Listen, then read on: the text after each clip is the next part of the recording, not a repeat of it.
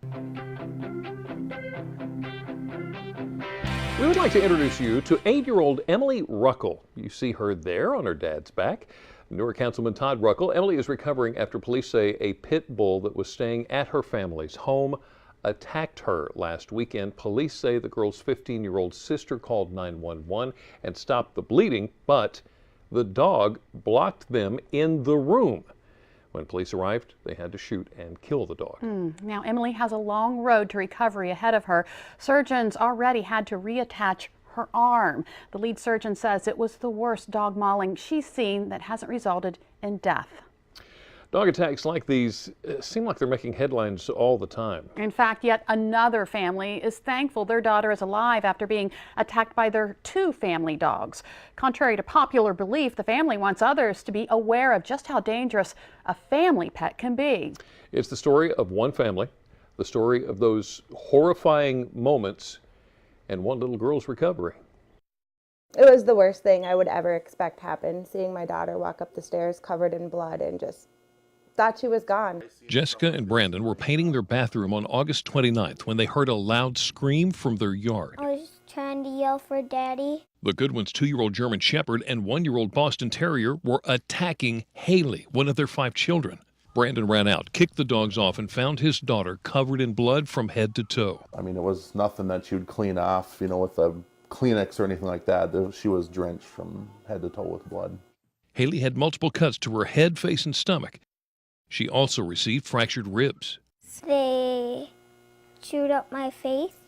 The injuries were so bad she was life-flighted to the hospital to undergo plastic surgery and recovery. I'm not sure what set off the dogs. I never would have had my kids playing outside if I would have known that they were going to harm their kids, their family. Jessica wants other parents to be aware and not leave their children unattended with a family pet. It's now one regret they have. We should have been out there with them. You never leave their child unattended with their dog, no matter if you've had it for 2 years, for 5 years, or just got it. The Goodwins say they'll no longer have larger dogs around their family. As for 6-year-old Haley, she'll heal up in time and says she still loves dogs. Because I think they're cute. She's a little cutie pie too, isn't she? She is. Well, the local sheriff's office says the dogs were observed, showed no signs of rabies. However, the Goodwins chose to put the 2 dogs down. Who would think? The family dogs. Nobody wants to think their little Fido could be capable of doing something like that. The truth is, any type of dog can be vicious. Any type. It's important to arm yourself with the knowledge so you can protect yourself and the ones you love. So, joining us today to help us is Linda Lugo with the Worcester County Humane Society. Thank you so much for coming in. It is such a pleasure to be here. It's so good to see you both again. All right, I'm going to ask you some hard questions. Okay. One, what is it that gets into a dog's head that just makes it snap? That's hard to say. It can be any number of things. It could be a chemical imbalance in the brain. It could be something that the dog picks up on that we wouldn't. Yeah. There is no one answer for that. Now, sometimes, I've always thought that dogs give you warning signs that they're angry. They might growl at you or they might get aggressive. But there's other not so familiar warning signs, even a dog wagging its tail. Sure. If you come upon a dog or even your own dog and he's very rigid and his tail is wagging just a little bit, his tail will be up and wagging just a little bit, that's not a friendly wag. If you come home and your dog is happy to see you, he's wagging his whole butt, he may be wagging his whole body. Yeah. But the dog that's standing very rigid, head up, very tail just going like that dog is telling you, I don't want to be messed with, don't come near me. And sometimes their legs are apart and their chest is up. Yes, they're trying to make themselves look bigger. Their legs would be apart, their chest would be thrown out. They're trying to let you know that if you choose to come near them and try to dominate them, you'll have a fight on your hand. The whites of their eyes. Yes, that's another one. The dog will probably tilt his head back and he's still watching you, but a lot of the white of his eyes will be showing. And then another one I saw, and they're averting their gaze and they yawn and lick their lips. They'll avert their gaze and they'll be licking their lips quite a bit. They're letting you know they're not comfortable. And it's very important that you pay attention to these signs and not push the issue.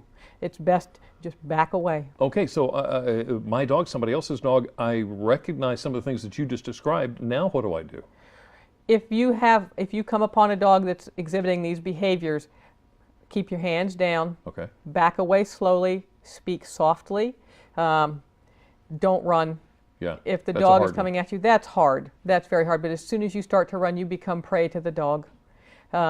If a dog bite is imminent, if the dog is coming at you, if you have a backpack, if you have a purse, if you have anything you can get in your hands to put in the dog's mouth, Right. a rock, a stick, anything to keep the dog from biting on you, that's good. If you have a backpack, don't just throw it at the dog. Keep a hold of it. Keep shoving it in his mouth as he keeps coming at you. Control the dog.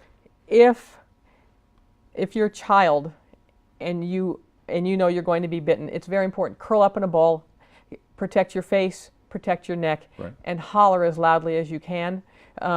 If you're an adult or a teenager and a bite seems imminent and you have nothing, one thing you can do is take your fist and shove it in the dog's mouth. He won't be able to close his mouth around you. Right. You'll feel teeth, but at least he won't be able to latch on and tear. If you're bitten, try not to tear your hand away or your arm away or your leg away, because that will often cause tearing and make the bite worse. Also, the dog may let go to reattach. If you have access to the dog's throat, hit him in the throat. When he can't breathe, he's going to let go. And if you can hit him hard enough, it will incapacitate him, probably to the point where then you can get away. Is there any age with children that we don't have to worry about dogs? No. I think you have to be aware, and I love my dogs and I've loved every one of them, but a dog is a dog. And I think you need to just be aware of your dog's behavior the entire life of your dog. Right.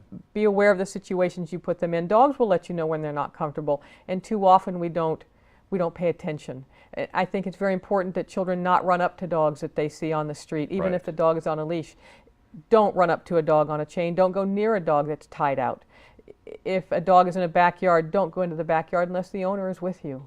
It's not a stuffed animal. Don't leave your children alone. Yeah. with the Exactly. dog. Thank you so exactly. much, Thank Linda. you very, very Wonderful much. having It's good to Wow. see you both. A wealth of information. Yeah. Thank you for sharing today. So now that we've got a better idea of how to protect our family around dogs, maybe you're ready to get one to call your own. Maybe you're more of a cat person. There are so many loving animals who would love to be part of your family. We have a few of them to show you today. Take a look at this. This is Cedric at the Wicomico County Humane Society. He's a 1-year-old neutered lab mix that came to the shelter as a stray. Now we're told that Cedric is very shy, but also very sweet. Are you a cat lover? How about Scouts? Scout, probably more your style. Also at Wicomico County Humane, Scout's a 4-month-old kitten who is neutered. He's a domestic short-haired kitten.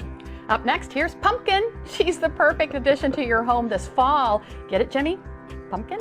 Her Got it. family at Wicomico Humane Society says she is a wonderful kitty. She is a 7-year-old domestic medium hair cat that loves to be brushed. Plus, she's front declawed, which is great for a family with little ones. Moving over to Talbot Humane, meet Simba. He's a lovable 9-year-old yellow lab. He was actually found as a stray and is now anxiously waiting to meet his new family. He's very friendly and loves to play fetch.